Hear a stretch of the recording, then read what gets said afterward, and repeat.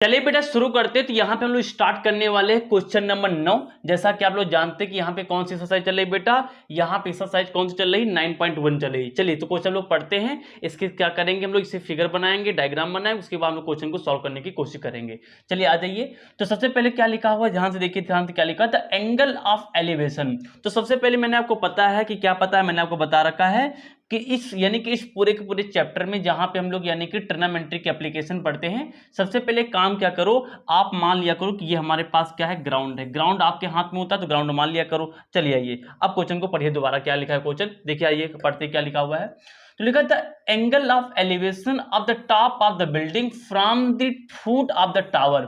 आपको दो चीजें दिख रही हैं, एक टावर है, एक यानी कि बिल्डिंग है। तो मान लेते बेटा हमारे पास क्या है, इधर हमारे पास मान लेते ये बिल्डिंग है, बिल्डिंग छोटी होती थोड़ा सा, ये मान लीजिए हमारे पास बिल्डिंग है बेटा, और इधर थोड़ा सा बड़ा यानी कि आपके क्या बना लीजिए, टावर बना लीजिए। आइए अब जैसा कैसा वैसा शुरू कर दीजिए बेटा। क्या कह रहा है, आइए देखिए क्या कह रहा है। कह रहा कि एंगल ऑफ एलिवेशन यानी कि नीचे से ऊपर चढ़ना होगा। Angle of elevation from the top of the building, building का टॉप, ये मान लीजिए हमारे पास बिल्डिंग है, ये हमारे पास क्या है, एक क्या हमारे पास टावर, तो हमारे पास टावर है। तो क्या कर रहा है कि angle of elevation of the top of the building, building का टॉप यानी कि ये होगा, बिल्डिंग का टॉप हमारे पास क्या होगा, कलर चेंज करके मैं आपको समझाता हूं। यानी बिल्डिंग का टॉप क्या हो जाएगा, बिल्डिंग का टॉप हमारे पास ये हो जाएगा, यानी कि बिल्डिंग का टॉप ये हो गया। तो यानी कि बिल्डिंग के टॉप से एलिवेशन एंगल, हम एलिवेशन एंगल देखने वाले हैं from the foot of the tower. Foot यानी कि ये होगा, तो फुट ऑफ द टावर यानी इसको मिला दीजिए, तो एंगल ऑफ एलिवेशन यानी कि नीचे से ऊपर देखना होगा, तो हमारे पास ये कितना हो जाएगा, 30 एंगल हो जाएगा। बहुत सुंदर, आगे पढ़ो आगे पढ़ो। And the angle of elevation, फिर से एलिवेशन की बात कर रही है, of the top of the tower, tower के टॉप को देखना, यानी यहां से देख, यहां को देखना है। Of the building from the foot of the building, building ये है, बिल्डिंग के फुट से टावर के टॉप का यानी कि जो हमारे पास एलिवेशन एंगल है, ये कितना है पास में बेटा है, 60 है, इसको 60 मान लिया।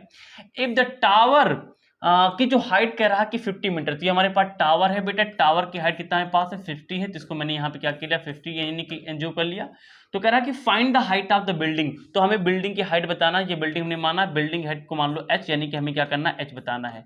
समझ में आ गया, ये हमारे पास डायग्राम बन गया। एक बार क्विकली समझा तो देखो, एक बिल्डिंग है, टावर है, बहुत सुंदर। अब कह रहा कि हमारे पास बिल्डिंग का जो टॉप है, इसके इससे यानी कि क्या है, जो यानी कि जो टावर का जो फुट है वहां पे जो एलिवेशन एंगल 30 है, और जो बिल्डिंग का फुट है और जो टावर का टॉप है वहां का जो एलिवेशन एंगल हमारे पास, टावर का टॉप का एलिवेशन एंगल कितना है पास, 60 है।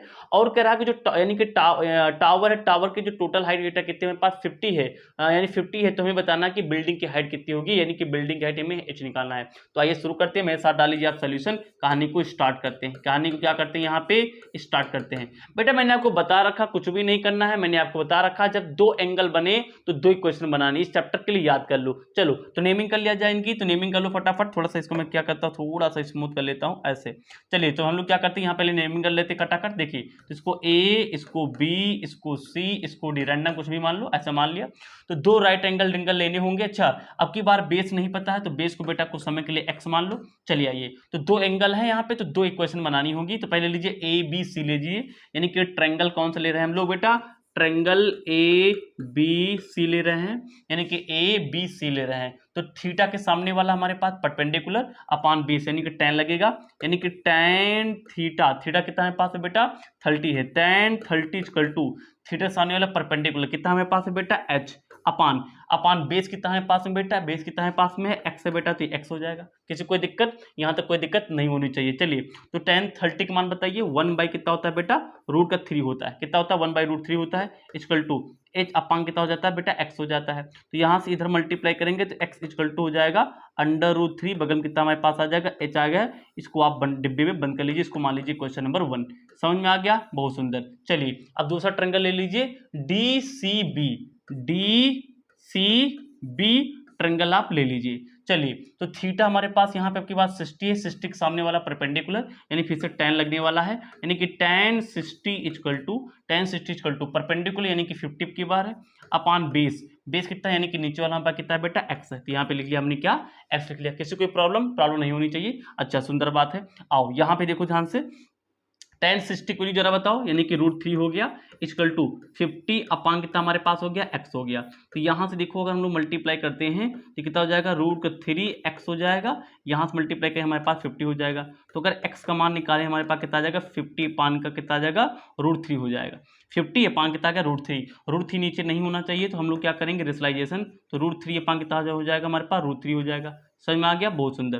तो x की वैल्यू कितना हमारे पास आ गई, 50 मल्टीप्लाई √3 हो गया बगल में अपान √3 कितना आ जाएगा, 9 हो जाएगा। तो ये हमारे पास कितना होगा, √9 वैल्यू कितनी हमारे पास आ गई, 3 आ गई। कितनी हमारे पास आ गई बेटा, 3 आ गई। बात समझ में आ गया, ये कितना हमारे पास में आ गया, 3 आ गया। तो ये बेटा आ गई हमारे पास x की वैल्यू आ गई। अच्छा हमें क्या चाहिए, हमें x तो चाहिए नहीं, हमें क्या चाहिए बेटा, हमें चाहिए क्या, h चाहिए। हमें क्या चाहिए, h चाहिए। तो आइए h निकालते हैं बेटा, तो h निकाला जाए। देखो तो x की वैल्यू यहाँ पे रखो, तो x बराबर कितना हमारे पास था, x हमारे पास था बेटा √3, बगल में क्या था हमारे पास h।